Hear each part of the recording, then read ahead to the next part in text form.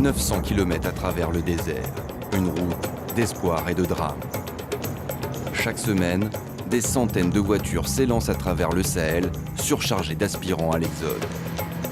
Agadez, le désert, la Libye, puis l'Europe, pour les plus chanceux, ceux qui auront survécu à ce voyage de tous les dangers.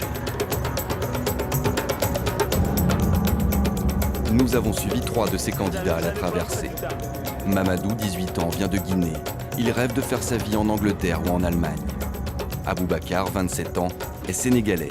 Il a déjà vécu en Suède avant d'en être expulsé. Il veut y retourner. Et enfin Mohamed, 33 ans, prêt à tout pour atteindre ses rêves de gloire et retrouver ses amis à Berlin. Nous avons pu les rencontrer derrière les murs de ces maisons, rarement accessibles aux caméras, dans ce que la population d'Agadez surnomme les ghettos. Ici se croisent des Sénégalais, des Maliens, des Gambiens, un condensé d'Afrique de l'Ouest, tous mus par le même désir. Après 3 ans sans trouver de travail, Mohamed a décidé de tenter l'aventure. C'est moi qui dois prendre la responsabilité de la famille. Je suis un homme, donc tous les autres là c'est des femmes. Donc il faut que je me bats maintenant là. Donc c'est la décision. Soit j'ai réussi, soit eux ils vont continuer à souffrir. Mais si je réussis quand même, les petits billets qu'ils vont avoir, ils vont se contenter de ça. Surtout la maman. C'est difficile, la route. Il peut y avoir même des morts en cours de route. Mais on risque la vie. On n'a pas de choix.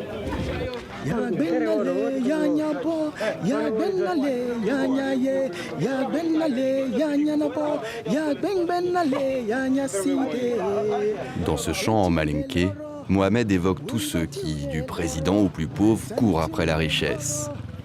Lui, en Europe, il le sait déjà, il sera chanteur ou footballeur. Il faut s'épanouir, il faut aller à l'Occident, se faire voir dans le monde, être une star, tout ça là, tu vois. C'est pourquoi. Des rêves, des illusions que partagent tous ces jeunes.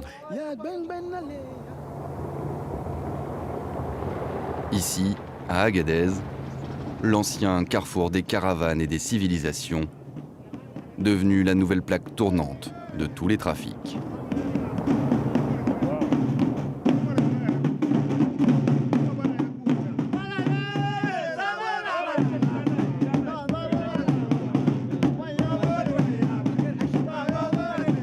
La ville était un haut lieu du tourisme, une étape incontournable du Paris-Dakar, avant que la rébellion touareg des années 2000 et la menace djihadiste ne la vident de ses visiteurs. Pourtant, depuis 3 ans, l'argent circule de nouveau. La ville grandit de manière exponentielle, mais les hôtels restent vides. Tous ne profitent pas de ce regain d'activité. Il n'y a pas de touristes, parce qu'il y en a beaucoup qui ont peur de venir, mais Agadez, c'est rien. Maintenant, il y a des clandestins qui rentrent à Libye, mais pour nous, on ne gagne rien avec eux. Le commerce des migrants est devenu, et de loin, la principale économie de la ville. Une activité qui ne manque pas de clients. Massés dans les ghettos, ils attendent leur tour pour partir. Aboubacar connaît déjà l'Europe. Il veut retourner en Suède par cette route, malgré les dangers.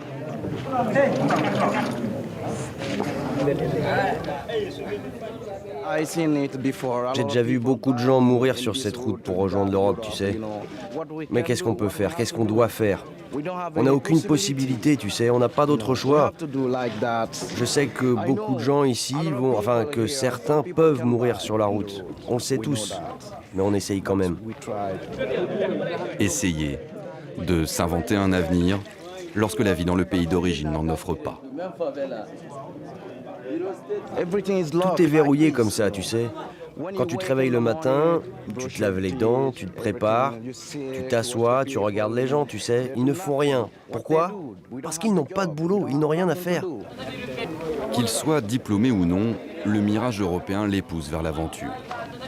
Dans cette région du monde, les 2/3 de la population a moins de 25 ans.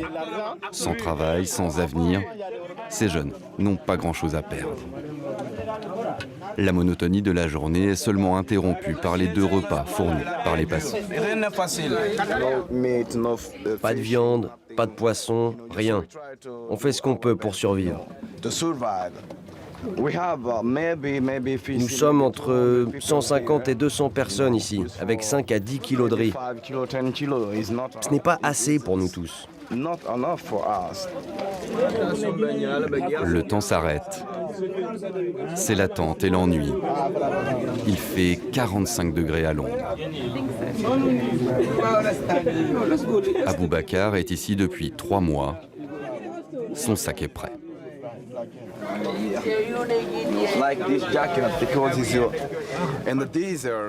Dans le désert, il fait froid parfois la nuit. Donc il te faut une veste quand tu roules de nuit vers la Libye.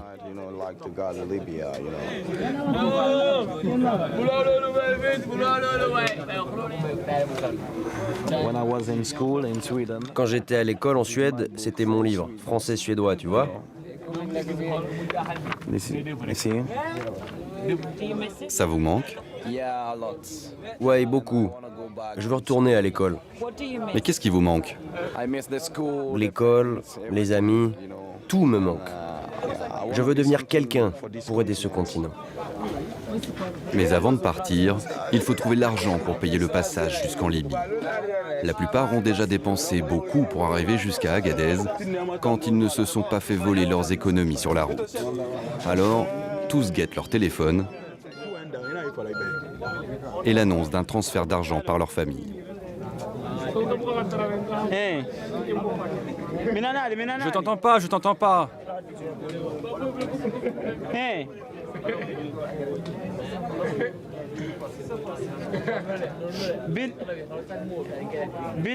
Je te jure, fais-moi confiance. Je te jure sur la tête de Dieu que quand j'arriverai là-bas, ils nous enverront ça à nous deux. Oui, je les appellerai quand j'arriverai. Mamadou a abandonné ses études et est parti sur les routes sans prévenir ses parents. Mais il est serein, persuadé que tout ira bien pour lui. C'est mon frère qui vient de m'appeler. J'ai un grand frère qui est à Libye. C'est lui qui vient de m'appeler. Ma famille est très inquiète pour moi. Je ne les ai pas dit que je vais venir ici. Sinon, ils ne vont pas accepter. Je rêve d'être un grand génie en informatique. C'est mon rêve. C'est ça? Je rêve d'être ça. Un grand génie en informatique. Et de faire quoi en informatique là? Les ordinateurs ou... Les ordinateurs, téléphones, tout. Si je pars là-bas, comme ça, je pourrai récupérer ma carrière. Moment d'insouciance. Ces migrants sont jeunes, adolescents et jeunes adultes. Au printemps et pendant l'été, ils sont plus de 10 000 à passer chaque semaine par ces ghettos tenus par les réseaux de passeurs. Nous avons pu rencontrer l'un de ses membres, un logeur, à condition de conserver son anonymat. Avant, j'ai fait le transport des passagers pour ici, Tawa, en ville. Après, on s'est connus avec quelques Gambiens.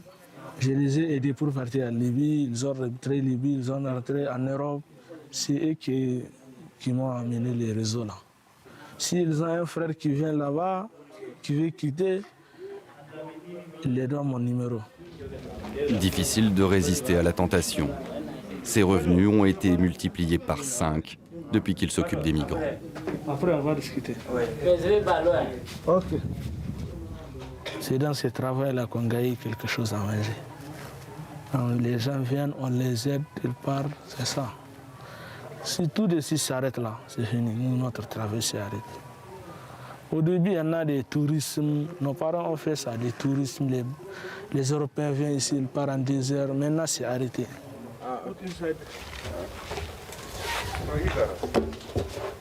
Son travail consiste à accueillir et à approvisionner ces migrants.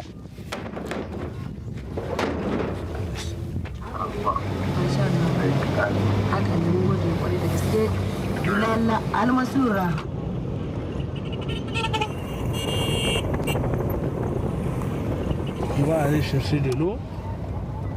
S'il y a un problème de l'eau à Agadez, il n'y a pas de l'eau dans les pompes. On est obligé de chercher de l'eau quelque part. Parce qu'on ne peut pas vivre sans l'eau. Les passeurs en profitent pour stocker l'eau nécessaire à la traversée.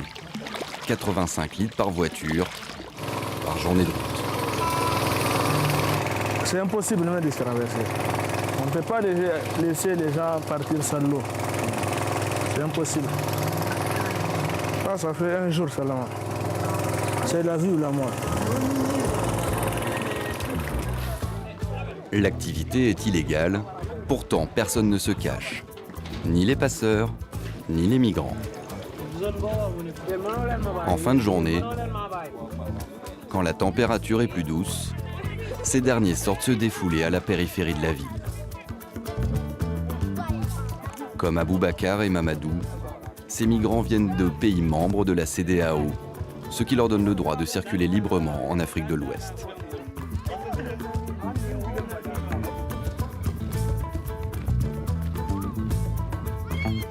Les autorités nigériennes n'ignorent rien de ce trafic, mais n'entendent pas y mettre un terme. Le gouvernement nigérien ne peut pas à lui seul d'arrêter ces flux de migrants. Ce n'est pas possible. La portion de la population nigérienne qui est dans ce trafic d'immigration, la plupart c'est des jeunes. Et ces jeunes-là, on n'a pas de travail à leur donner. On est devant un dilemme. Nous disons que si cette jeunesse n'est pas occupée, elle va nous créer d'autres problèmes. Elle va aller dans la déstabilisation du pays. C'est pour ça que nous disons quelque part, l'immigration les occupe en attendant. Nous savons que ce n'est pas une solution pérenne.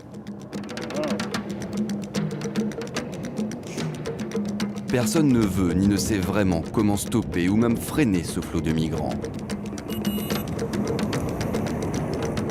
L'un des rares organismes internationaux présents sur place, l'Organisation internationale de la migration, l'OIM, tente de parer au plus urgent. Accueil de migrants dans ce centre et aide pour ceux qui décident de rentrer.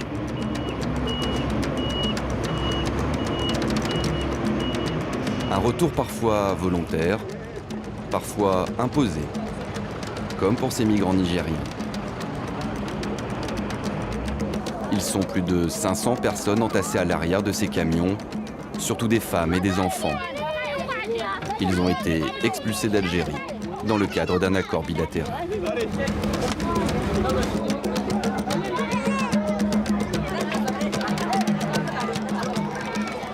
Le voyage s'est bien passé, Dieu merci. On est content d'être rentrés. Je prie Dieu de ne jamais y retourner. La plupart sont épuisés après une semaine de voyage à travers le désert. Il faut rapidement s'occuper des plus faibles. Cet enfant n'a connu que la remorque d'un camion. Il est né il y a seulement 12 jours.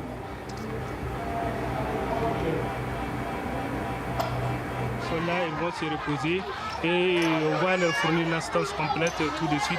Et après, on va profiter pour commencer de faire l'enregistrement. Cela va nous permettre, voyez-vous, de quantifier le nombre de migrants que nous avions assistés depuis ce temps. Depuis 2011 et la chute de Mouammar Kadhafi, les frontières libyennes sont ouvertes pour les candidats à l'exil, mais le chaos y règne. À ce moment, il n'y a pas un gouvernement légitime, fiable, qui peut garantir la sécurité de tous ceux qui sont au niveau de la Libye. Et du coup aussi, il y a certaines personnes qui utilisent ces migrants dans des cachots qu'on appelle communément des crédits, des cachots de crédit, qui prennent les migrants et les amènent à ce niveau en échangeant de l'argent avec leur famille. Un racket organisé, un voyage dans l'enfer libyen pour Alpha. Vraiment, dans les prisons, c'est invivable. Parce qu'ils maltraitent, disons, la peau noire. Tout ce qui passe là-bas, c'est de la merde. Ils frappent, ils font tout, pas de nourriture. Ils vous traitent n'importe comment. Donc, ils font tout sur vous, vraiment, tout. Vous ne pouvez rien faire, il faut payer l'argent pour sortir de là. Si tu ne payes pas, tu dis on te revend aux bandits. Là, forcément, tu payes dans les bandes de 350 400 000 francs CFA. Et c'est obligatoire. Tu ne payes pas, tu ne sors pas, c'est ça. Sa tentative infructueuse lui laisse un goût amer et une dette de 2 000 €. Un cauchemar. C'est impensable même, vraiment. Si c'est le seul chemin pour atteindre l'Europe, moi je n'irai jamais en Europe, jamais. Jamais. C'est ma vie. La mort dans l'âme, il a décidé de rentrer grâce à l'aide de l'OIM. Parmi les migrants, quelques femmes. Elles sont moins nombreuses à tenter de rejoindre l'Europe. Rosemary y a cru, mais comme beaucoup, elle est tombée entre les mains d'un réseau de prostitution. C'était l'enfer. Des hommes sont venus au Nigeria et racontaient aux filles qu'il y avait du travail en Libye. Qu'ils nous aideraient à l'obtenir, mais c'était faux. En fait, il n'y avait que de la prostitution. J'ai vu des filles de 10 ans, 11 ans être prostituées. Ce n'est pas bien.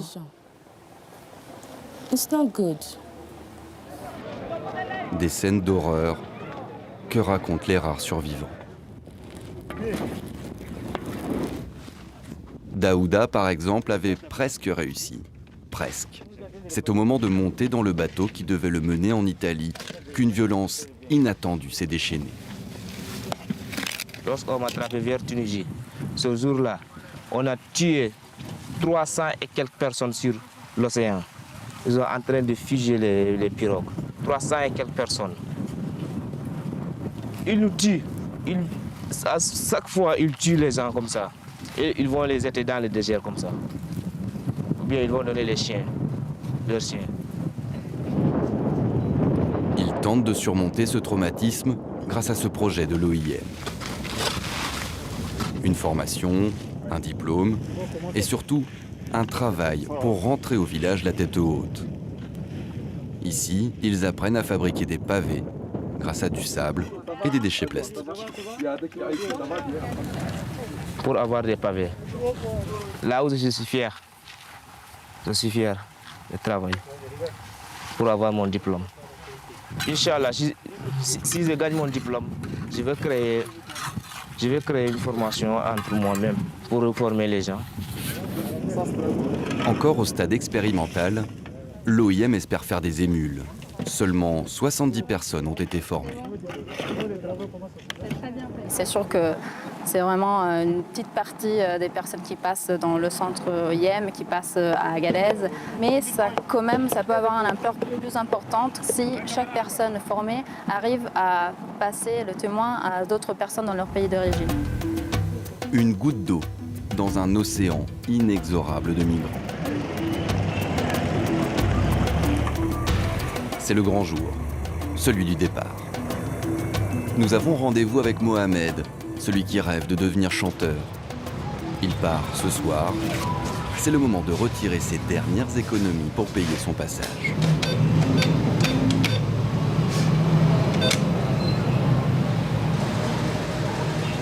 Le compte est bon. 60 000 francs CFA, soit 90 €. Oui, je suis content. Je vais aller payer, ils vont m'inscrire sur la liste. Je vais être préparé maintenant pour le soir, l'embarquement. Et ça te fait quoi? Bon, j'ai un peu peur, mais j'essaie de me concentrer quand même. Oui. C'est ça. Hors de question de faire demi-tour. Mais la route à venir est difficile. Alors Mohamed et son ami retournent rapidement au ghetto se préparer. Dans le chaos des derniers préparatifs, nous perdons Mohamed qui aurait changé de filière au dernier moment. Nous n'aurons plus de nouvelles de lui. Comme souvent sur cette route, beaucoup disparaissent sans que l'on puisse savoir ce qu'ils sont devenus. Dans le ghetto, c'est l'agitation des dernières heures. Chacun se prépare. Des vendeurs sont là. Nourriture, lunettes de soleil, vêtements, tout s'achète. Certains proposent même des devises libyennes. Regardez l'argent de Libye, l'argent de Libye. C'est tous les gens là qui sont partis. Ouais, c'était ça là. Et c'est quoi le taux d'échange que vous faites? Ouais, ça c'est les 40 dinars, 10 000. Tu as des 5 000, je donne 20 dinars. Alors que l'heure du départ approche, les passeurs deviennent plus nerveux. Notre présence perturbe leur commerce. On nous demande de partir et de ne pas revenir avant la nuit.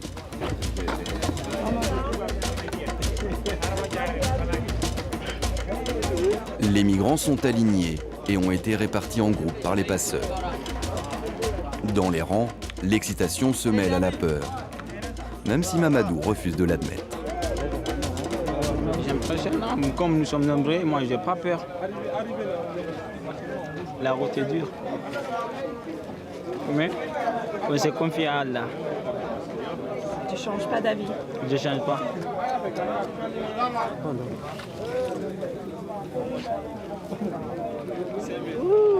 Ninja, ninja.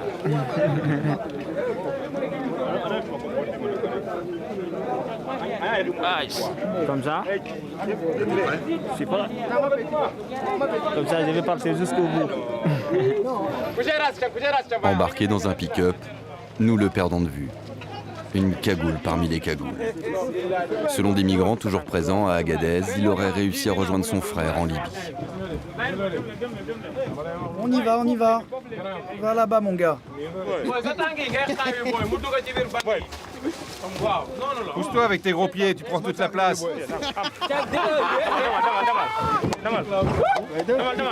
À l'arrière de chaque pick-up, 24 migrants se tassent tant bien que mal.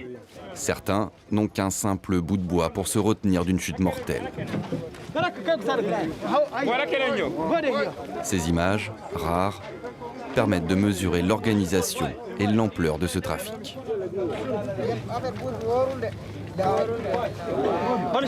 Bonne chance, hein? Bonne chance. Merci beaucoup. Bonne chance. Pour ceux qui n'ont pas réussi à réunir l'argent nécessaire, c'est un moment difficile. Aboubakar est encore loin de la Suède. Je veux juste y aller, partir avec eux. Il me faut du boulot. Sans travail, je ne peux pas survivre. Je vais prier pour eux, pour qu'ils atteignent leur destination.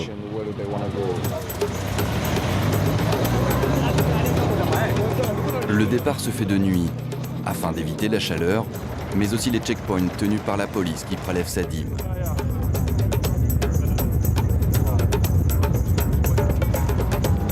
Trois jours de route dans le désert et un danger omniprésent. Les passeurs regroupent les voitures pour limiter les risques d'attaque par des groupes armés. Mais une simple crevaison peut aussi être dramatique.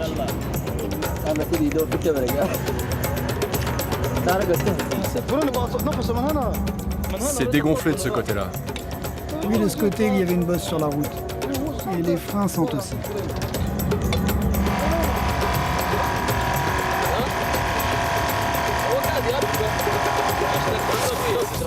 J'ai 3 pneus de secours. Mais ici, c'est le Sahara. Si tu tombes en panne, personne ne va venir à ton secours. Tu vas rester là. C'est quoi ça?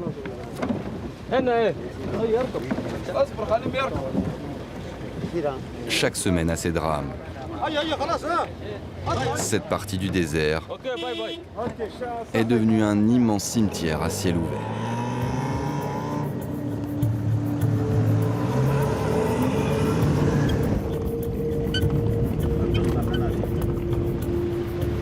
Après 4 heures de route, première pause. En quelques années, ce village s'est mué en aire d'autoroute.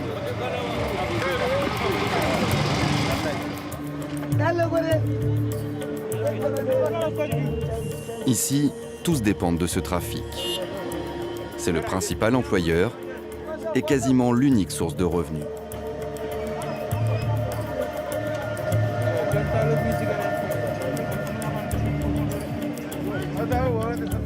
Ça, c'est notre travail, on n'en a pas d'autre. On ne peut pas arrêter ça. Il y a énormément de personnes qui passent par le Niger. Et ce chemin, c'est un vaste désert. 3 heures. Il est temps de reprendre la route, plus déterminé que jamais. Je ne me suis pas reposé du tout. Regarde dans quelle situation je suis. Mais bon, je dois le faire. Je dois voir la fin de cette route.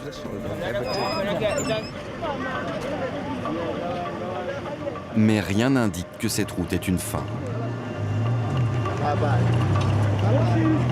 Rien que depuis le début de l'année, 135 000 migrants ont pris ce chemin. Les pistes d'Agadez sont désormais la principale route en direction de l'Europe.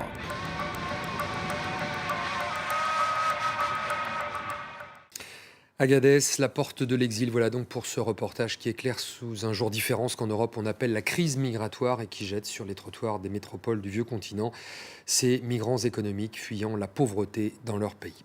C'est la fin de cette émission. Prochain rendez-vous dans un mois pour un nouveau Reporter le Doc et dès la semaine prochaine pour la version classique de Reporter sur France 24.